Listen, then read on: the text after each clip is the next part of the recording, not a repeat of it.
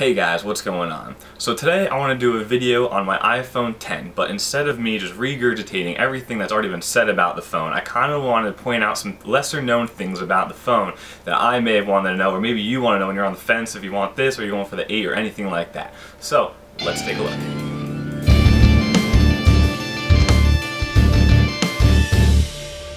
Alright, I know I said I didn't want to regurgitate everything that's already been saying, but just in case some of you guys don't know, I want to give a quick rundown of the specs.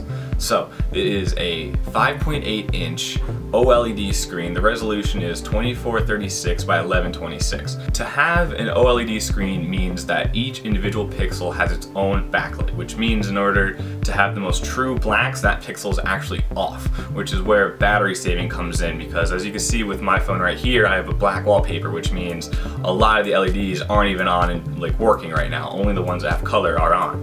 Very cool, saves a lot on battery.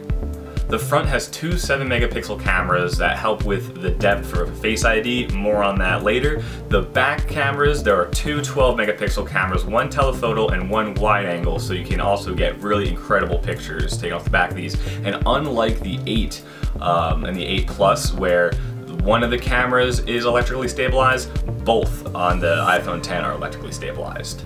Alright, so let's talk about performance real quick. It's running an A11 Bionic chip, which is Apple's latest processor that's also in the iPhone 8 phones. It is super fast, but I'm coming from the iPhone 7 where I actually never thought that phone was ever slow. Unlike when I had the 6 and the 5, they all hit that threshold where I was like, this is kind of slow with some of the apps I'm running and the iOS that it's on. I don't really get that anymore. Any phone you get nowadays is going to be really fast. It also has 3 gigabytes of RAM on it, which sounds a bit low when you look at competitors like Samsung and the Pixel that have 6 and even 8 gigabytes of RAM, but I don't notice any issue when I have many apps running, so maybe it's just really well optimized. Alright, now that we got all that out of the way, now let's talk about 2 more things and then I'll get to the cool fun facts I found about this phone. So, one of the things I want to talk about is the lack of a home button. As you can see, there is no home button, so how do you go home? You open up an app and you swipe from the bottom and go up. Everyone knows that by now. It's actually pretty great, and I find myself when I use other phones, I have my friends' phones, or if I'm holding a device and I want to go home, I find myself swiping up instead of hitting the home button that's there. So that was something that didn't take as long as I thought to get used to, and now I don't want it any other way. Like, give me all the real estate you can and get rid of the home button. It's awesome. And then the second thing I want to talk about is that notch at the top of the phone. And I really wanted to say I don't notice it. I really wanted to be the guy like, nah, it's no big deal, it's fine, it's whatever. But there's no, when you're watching a video in landscape mode, there's no ignoring the notch. And you can pinch and zoom out so that you get the full picture and nothing gets clipped, but then you're looking at it almost as if you have the iPhone 7. I mean, the iPhone 7 or the iPhone 8, not even the Plus. It looks like you're looking at a smaller screen because the Pluses are a bit wider, so you get, it's easier to fit video on it. But the notch is also not a deal breaker. It's kind of cool that you have the time to your left and you have all the battery stuff on the right. Kind of sucks not to be able to see your battery percentage, but I'm adapting to that better than I thought. So the notch is not a deal breaker, and Apple eventually will fix this, probably, maybe. But I don't think you shouldn't not get this phone because of the notch, because the screen looks amazing. Alright, now I want to talk about the things that I wish I knew before getting the iPhone X. I didn't see a lot of people cover on YouTube. Not to say that this is mind-blowing and no one's ever heard of this. I'm just saying I haven't seen a lot of it, and maybe there's people watching this who want to know it too. So, let's talk about Face ID. The reviews I've watched of Face ID, they all give it kind of the same score of it's very good but not great. And I want to be different and say it's not that, but that's also true. But I'm going to kind of give some detail here. So, when you unlock your phone with your face, it works maybe 85 to 90% of the time, which is pretty good. But the fingerprint reader worked like 98% of the time, but it still didn't work sometimes. On my iPhone 7, whether my fingers were wet or they were sweaty or something like that, they wouldn't work all the time. But I never was upset by that. I simply just use my passcode. It's 4 pins, it takes no time at all. So when my Face ID doesn't work, I'm not frustrated and I just put in the passcode.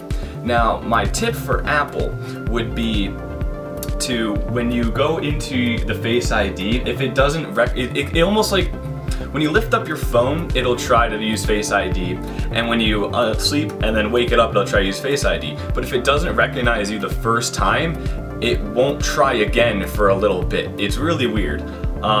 What I wish Apple would do is let you double tap or even triple tap on the screen and automatically bring up the passcode. Because there are some circumstances, like this past weekend, I was snowboarding, I had goggles on. Even if I lift up the goggles, it didn't recognize my face, probably because I was sweaty and I looked terrible.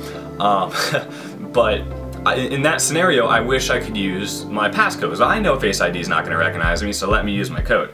Hopefully that's something Apple can fix and update, and really my only grip on Face ID. Every other time it works great. I haven't even had to redo it the second time, which I hear works even better, because everyone's first time setting up Face ID, they're all figuring out for the first time. But the second time setting it up, you may do a wider circle of your face so that it could recognize you better. Alright, and here's a cool tip. So a lot of the reviews, not a lot of them, but at least 80% of them, when they're showing off multitasking, they'll do the gripe of when you have to swipe up and you have to hold it there for like a fraction of a second, and then you can go into and see all your apps that you're multitasking. If you want to just do it in a quick fluid motion, and most people should know this so they don't knock on the multitasking, you can do a brisk up and to the right and bring it up immediately, and you don't have to wait that millisecond for it to pop up, which is pretty great. However, my gripe with multitasking is still the fact that when I'm in this mode, I can't just swipe up, it'll just bring me to my home screen to delete an app. So what you have to do is you can do the swoosh again, hold it down, and then you can start deleting apps. So it takes a little longer. That's nitpicking. It's not that big of a deal. It's just something I have noticed versus using my iPhone 7. It was way quicker to close apps. Something else that's really cool that wasn't on the iPhone 7s, or I guess on the 8s, because it doesn't have the fingerprint reader and the way you unlock your phone is with your face, is that you no longer need to put your finger on the bottom of the screen and then tap the notification you want to go into. You can look at it and just tap the notification.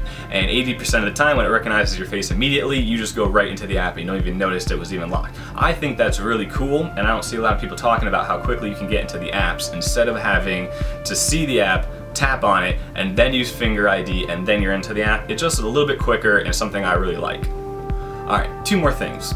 I want to talk about the size of the screen and how different it is from the 7. You get way taller tops and bottoms, and it's a bit wider.